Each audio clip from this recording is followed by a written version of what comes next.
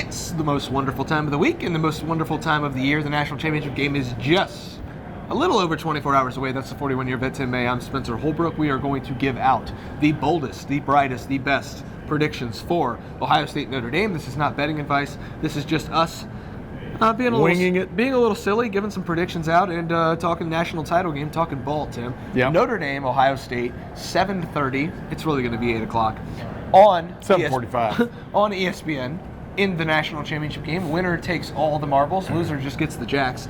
Tim, bold prediction for Ohio State Notre Dame in Mercedes-Benz Stadium here in Atlanta. We're not doing the score yet, right? No, that's at the end. Okay, I think my bold prediction, which I have pre-written because it's required by you, is that Ohio State will have four players in this game with 4 receptions or more each. Okay.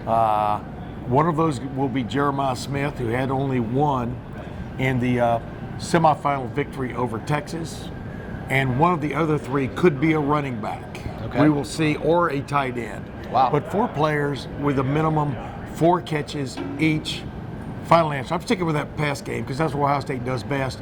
And if that's what you do best, that's what you definitely should do in the biggest game of your life and definitely of the season.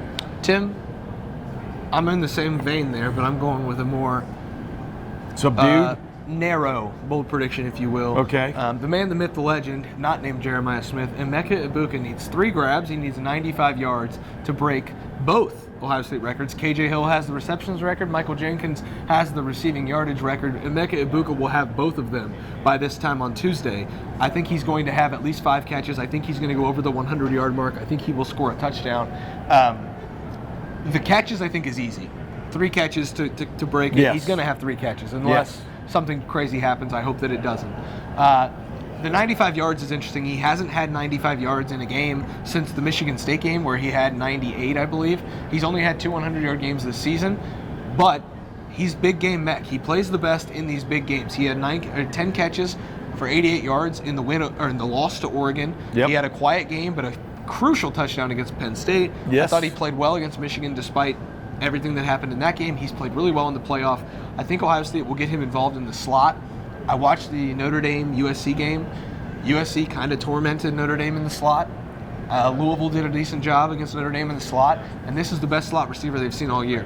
So I'm going to take Emeka Egbuka, at least 5 catches, at least 100 yards, and I think he's going to have a touchdown in this game. And you know what's great about you making that bold prediction is it brought to mind a wide receiver in the history of Ohio State who I don't think gets enough credit, Michael Jenkins. Oh, yeah. On that 2002 national championship team, whenever you needed a catch, you threw it to Michael Jenkins. Absolutely. And Craig Krenzel and him live in history, live famously in the history of Ohio State football because of what they did against Purdue and obviously what Michael Jenkins did on that 4th down catch against Miami in the national championship game. So it's great to get his name back out there. He had a much better career than most people give him credit. And I know occasionally when we're talking about the greatest receivers in Ohio State football history, which is a long, long list, he slips through the cracks much like Joey Galloway does sometimes. Yeah. That's unfortunate. But, I'm glad you brought his name up. Yeah, and, in national championship games like this, names like that do come up.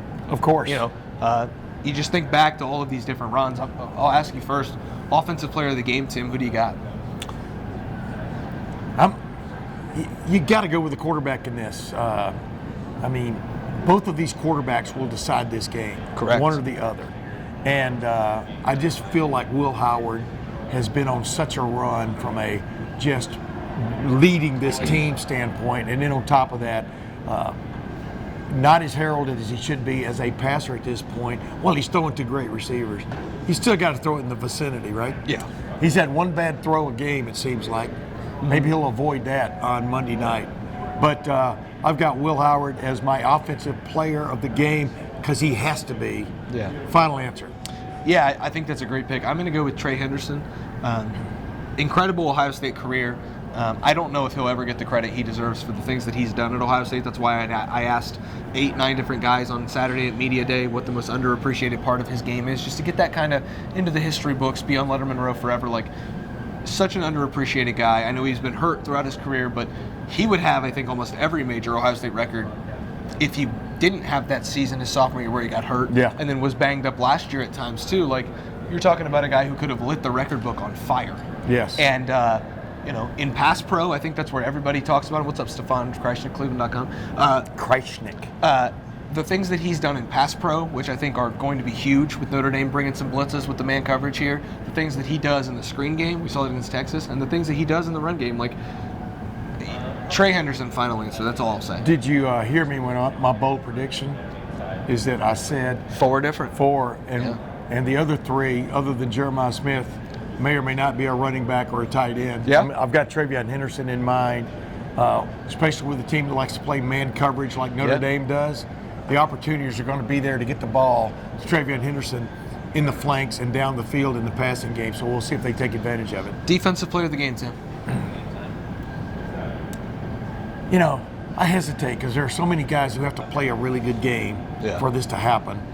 You don't want to undersell the fellas who will be involved in the run game stoppage because it is going to be so vital against Notre Dame. But I'm telling you, I'm going with Caleb Downs. I knew it. Yeah, really bold, right? I knew it. But you got to. Yeah. I mean, this guy I agree. has delivered in the biggest games of the year. This guy has delivered a play or two that you will remember like it was 5 minutes ago. And even on the second and goal from the 1 yard line against Texas, he did not make the tackle. He was bummed out about it, but he shot. Yeah. He triggered on that play, forcing the play even wider, and then Lathan Ransom, his coast sidewinder missile, as I call these two, in the Ohio State defense, his coast sidewinder missile made the tackle, but that was so vital for him to get in there before he got stiff-armed. He will have several of those type of plays or opportunities on Monday night. I think he will make those plays. Caleb Downs, final answer. Yeah, I'm going with another basic answer, but hey, it's the national championship game. Your best have to be at their best.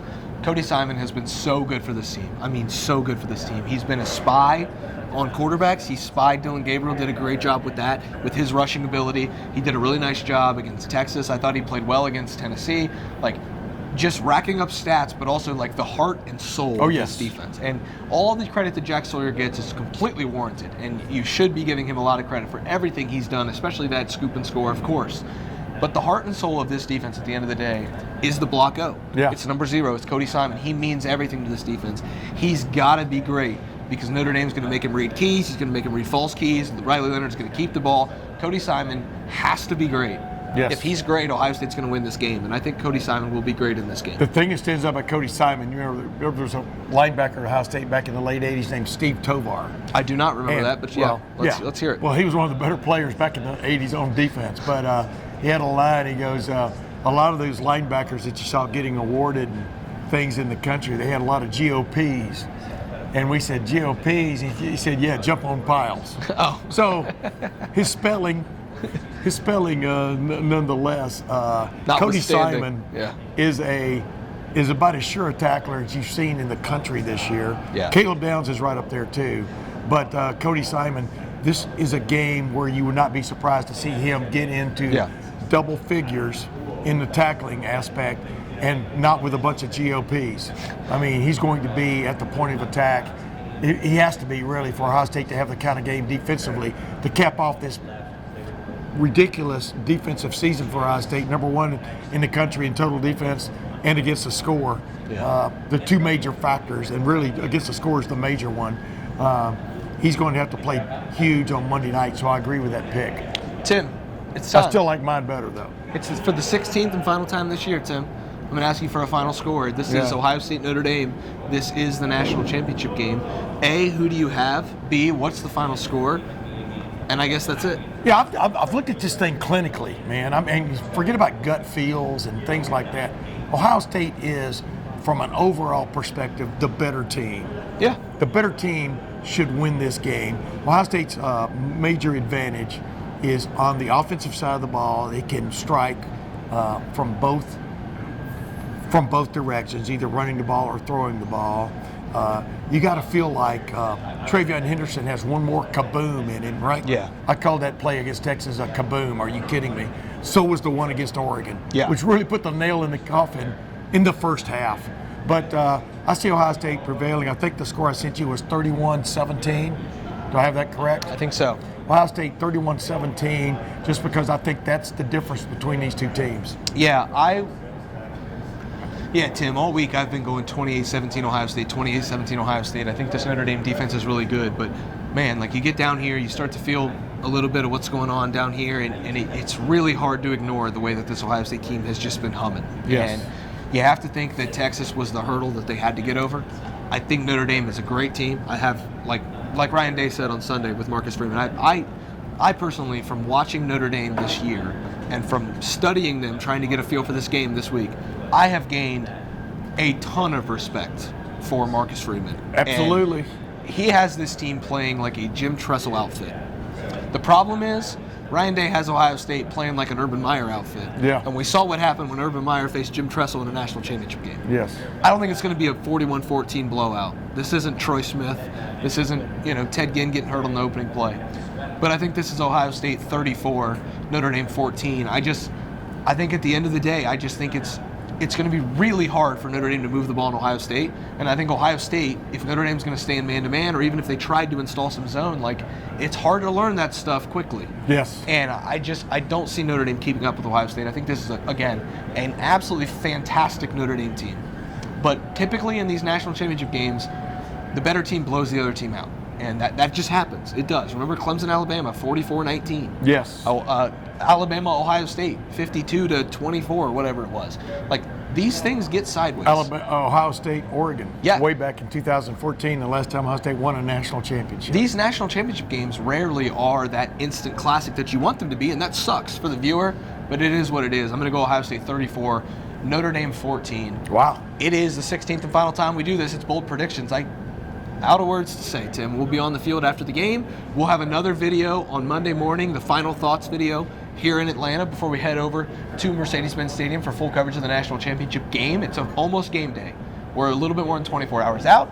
Nick Walker's behind the camera. He's going to have a lot of coverage from Atlanta. Tim May, the 41-year vet. It's just me, Spencer Holbrook. Thanks for watching. Thanks for listening. It's National Championship Sunday here in Atlanta. We'll see you guys over at LettermenRow.com. $1 for your first 7 days. That's right, full coverage of the national title game and the post game, whether it's win or loss, at LettermenRow.com.